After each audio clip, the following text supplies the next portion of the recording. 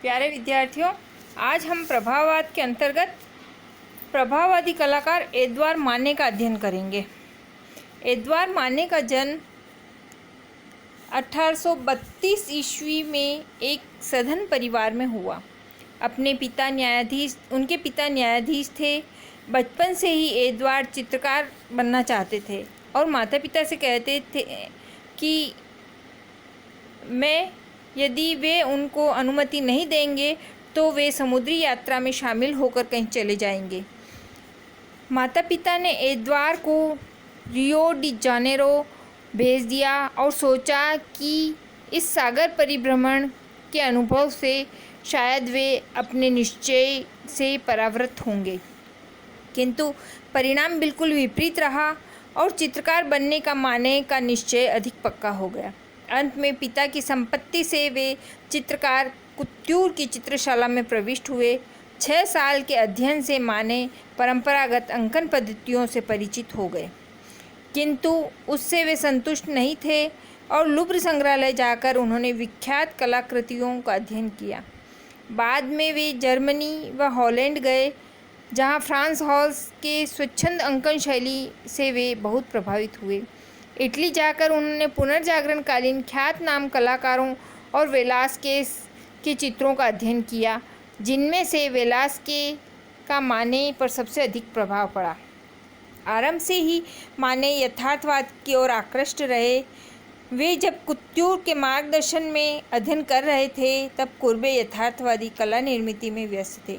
माने चित्रशाले वातावरण से परेशान थे और वे जब स्वतंत्र विचार से चित्रण करते, तब कुत्यूर उपहास के साथ कहते, तुम तो केवल अपने समय के दोमी हो पाओगे। माने रूढ़िबद्ध शिक्षा से कितने ऊब गए थे, यह उनके इस कथन से लगता है।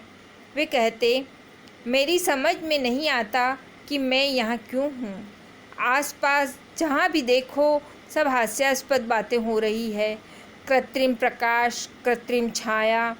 जब मैं चित्रशाला में प्रवेश करता हूँ, मुझे ऐसा लगता है कि मैं कब्र में प्रवेश कर रहा हूँ। असंतुष्ट होने पर भी माने ने दृढ़ता से वहाँ नियमबद्ध अध्ययन जारी रखा और उससे यह लाभ हुआ कि उनके स्वच्छंद चित्रण में भी आकारों और रेखाओं में ऐसा डोल व लय है जो परिश्रम से ही प्राप्त किया जा सकता है।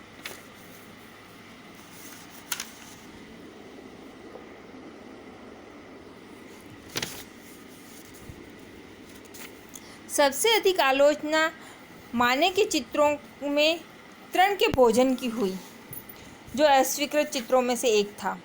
माने को यह आशा नहीं थी कि वे राष्ट्रीय कला संस्था के कदापि विरोधी नहीं थे और उसकी मान्यता के लिए सदैव प्रयत्नशील रहे। 2 साल पहले ही उनके चित्र स्पेनिश गिटार वादक और माता पिता के व्यक्ति चित्र राष्ट्रीय कला प्रदर्शनी में स्वीकृत हुए थे और पहले चित्र की काफ़ी प्रशंसा हुई। यह चित्र उसी ढंग से बनाया गया जिस ढंग से माने ने बाद में तृण पर भोजन को बनाया, किंतु तृण पर भोजन की कटु आलोचना होने का कोई विशेष कारण था। यह कारण क्या था, इसका विचार करने से पहले माने की कला की कुछ नवीन विशेषताएं देख लेते हैं। माने की रंगांकन पद्धति में एक नवीनता थी। वे रंगों के हल्के और गहरे रंगों के क्षेत्र को स्पष्टता से पृथक अंकित करते थे।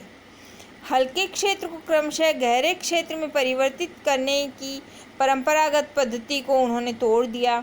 अतः उनके चित्रों में मध्यम छटा के क्षेत्र जहाँ आवश्यक हो वहीं अंकित किए गए। वस्तुओं व मानव शरीरों की छाया के क्षेत्रों को छोटा करके उन्होंने चित्र के समतल प्रभाव को बढ़ाया। उनके चित्रों में पुनर्जागरण काल से प्रचलित घनत्व के प्रभाव को स्थान नहीं रहा और वे जापानी चित्रों के समान समतल दिखाई देते थे।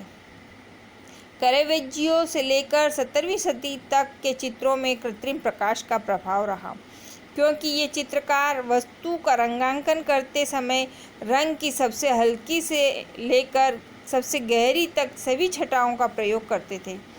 इस पद्धति से आकार में ठोसपन आता था। इस घनात्वांकन पद्धति को छोड़ देने से माने अपने चित्रों के नैसर्गिक प्रकाश के प्रभाव को अंकित करने में सफल हुए। ओलंपिया देवता के चित्रण के लिए उन्होंने किसी स्त्री के मॉडल के रूप में बिठाया तथा ट्रेन पर भोजन में अपने मित्र व एक स्त्री मॉडल को देख के मानवाकृतियाँ चित्रित की। पौराणिक कथाओं पर आधारित होते हुए दोनों चित्रों के विषय समकालीन दैनंदिन जीवन के प्रसंग थे।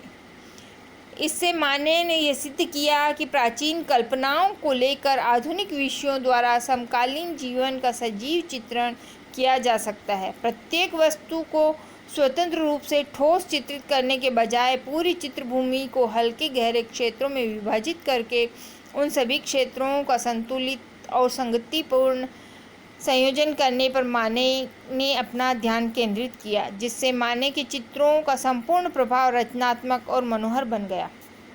वे पूरे क्षेत्र को प्रथम हल्के रंग से अंकित करते और बाद में गहरे रंग से छोटे क्षेत्रों को ऊपर से दबाते। यह तरीका परंपरागत रंगांकन पद्धति के ठीक विपरीत था। माने की रंगांकन पद्धति का यह लाभ था कि उससे छाया के हिस्से चमकीले और पारदर्शक दिखाई देते थे, किंतु परंपरावादियों ने माने पर अज्ञान और अकुशलता का आरोप किया। ओलंपिया माने की पूर्ण विकसित शैली का एक उत्कृष्ट उदाहरण है। चित्र को दो मुख्य समतल क्षेत्रों में विभाजित किया गया है एवं छाया प्रकाश व घनात्वांकन को लगभग पूर्णतः हटा दिया गया। अग्रभूमि में शैया, तकिया, चादर और ओलंपिया की आकृति मानो केवल एक हल्की रेखा से अंकित की हो। कृष्णवर्ण दासी की अर्धाकृति काली पृष्ठभूमि में स्पष्ट दिखाई दे रही है। चित्र के विषय से भी अधिक चित्र का आकार, सौंदर्य और हल्के गुलाबी, हरे, पीले और दूसरे रंगों की मनोहर रंग संगति दर्शक को मोह लेती है। छाया प्रकाश, घनत्व, वर्ण आदि नैसर्गिक रूप के गुणों के विकास के शास्त्रोक्त सिद्धांतों द्वारा सादृश्य पर बल देने के बजाय माने ने आकार, सौंदर्य, रंग संगति, रचना कौशल आदि विशुद्ध कलात्मक गुणों के विकास को महत्व दिया था। आगे चलकर 20वीं शताब्दी में माने के इस दृष्टिकोण की परिणति वस्तुनिरपेक्ष कला निर्माण में हुई। अतः माने की कला कुर्बे व मिले के यथार्थवाद से भिन्न है, क्योंकि उन दोनों की कला में जीवन संबंधी किसी विचार को लेकर चित्रण किया गया।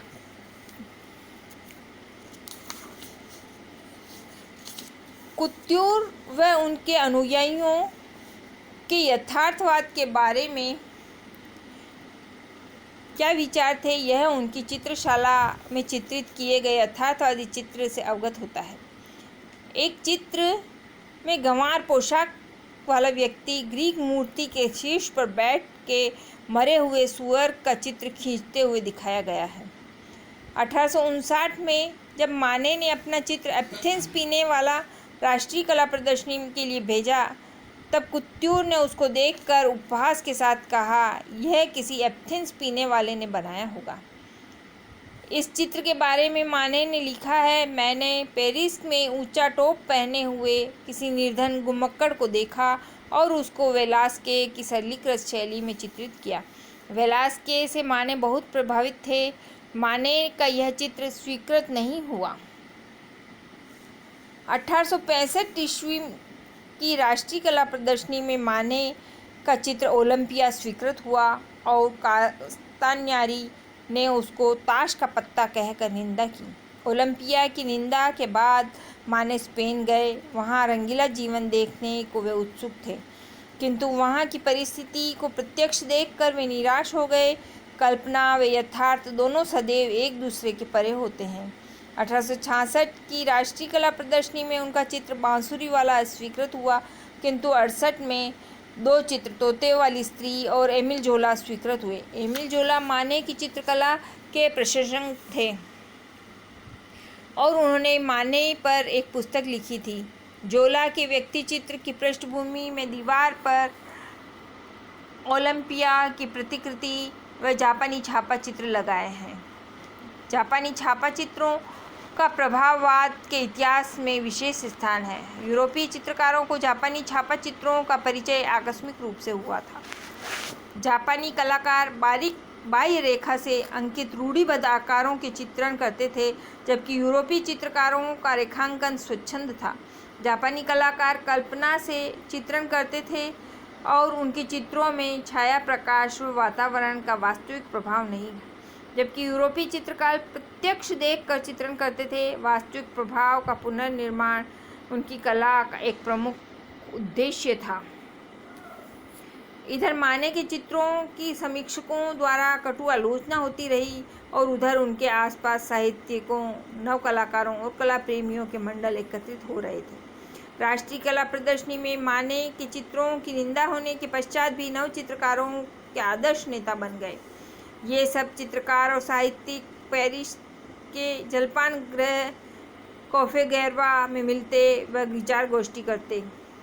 साहित्यिकों में ड्यूरे, दुरांती, जोला, आस्त्र्यूक व चित्रकारों में माने, सिसली, पिसारो, रेनवार, देगा, बाजी व सेजान प्रमुख थे। कला विषयक चर्चाएं होती और प्रत्येक सदस्य अपने विचारों को सिद्ध करने के प्रयत्न करता। इन गोष्ठियों के बारे में माने ने लिखा, इन गोष्ठियों से अधिक आनंदप्रद कुछ नहीं हो सकता। सदैव मत भिन्नता होती और हर कोई अपने मत का तर्क बुद्धि से समर्थन करने का प्रयत्न करता। सभी सदस्य उत्साह से भाग लेते और सप्ताहों तक एक ही बात पर मस्तिष्क को चेतना देकर सोचते रहते तथा अपने अनुभवों द्वारा सत्यता की प्रतीति करना चाहते। इन गोष्ठियों ने हमें अधिक तर्कनिष्ठ और निश्चयी बनाया। 1873 में बनाया हुआ माने का चित्र अच्छी बियर राष्ट्रीय कला प्रदर्शनी में स्वीकृत हुआ। माने ने अपनी शैली में कोई परिवर्तन नहीं किया था, परंतु यह चित्र लोगों को बहुत पसंद आया। प्रसिद्ध डच चित्रकार फ्रांस हॉल्स से प्रभावित होकर चित्र विषय व रंग संगति में उनका अनुसरण करके माने ने यह चित्र बनाया था, किंतु यह सफलता तात्कालिक थी। आने वाले 2 सालों में माने के चित्र फिर अस्वीकृत हुए। माने प्रभाववादी अनुयायी बाह्य स्थानों पर जाकर प्राकृतिक दृश्यों को प्रत्यक्ष देखकर विशुद्ध रंगों में चित्रित करते थे। उन्होंने अपनी रंग संगति से काले धूसर रंगों को बिल्कुल हटा दिया। जब माने ने मोने को सेन नदी के दृश्यों को प्रत्यक्ष चित्रित करते हुए देखा, तब वे बहुत प्रभावित हुए और उन्होंने 1874 में अपना चित्र नाव की सवारी बनाया, जिसको वह पूर्ण प्रभाववादी चित्र मान सकते।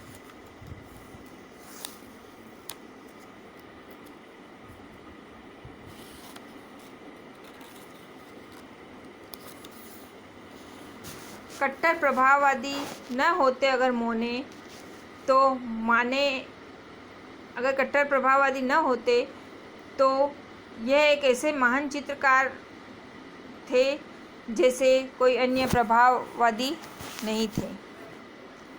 माने ने अपने चित्र होली बर्जियर के मदिरा गृह में उनकी निजी अभ्यासपूर्ण शैली एवं प्रभाववाद का सुंदर संगम दिखाया। यह उनका सर्वोत्कृष्ट चित्र माना जाता है। इस चित्र में प्रभाववादी रंगों की जगमगाहट, चंचलता होते हुए भी अग्रभूमि और काशीशियों, फलों, फूलों का वस्तु चित्रण एवं सेविका की आकृति का अंकन बहुत ही स्वाभाविक ढंग से और मुक्त तुलिका संचालन से किया है। फिर भी आकृति सुस्पष्ट, सुडौल और शरीर रचना शास्त्र के नियमों का पालन करते हुए सुंदर बन गई है। इस चित्र के बाद उन्होंने विशेष चित्रण नहीं किया। इस चित्र को बनाते समय ही उनका स्वास्थ्य बिगड़ गया और उसके बाद वह और बिगड़ता गया और 1883 ईस्वी में उनका देहावसान हो गया। मृत्यु के बाद माने के चित्र चढ़ते मूल्य में बिकने लगे। 7 साल बाद उनके प्रशंसकों ने चंदा एकत्रित कर ओलंपिया चित्र को खरीद कर लुव्र संग्रहालय को दान किया। थैंक्स बच्चों। कल हम प्रभाववाद के द्वितीय कलाकार मोने को पढ़ेंगे, क्लॉद मोने। Thank you.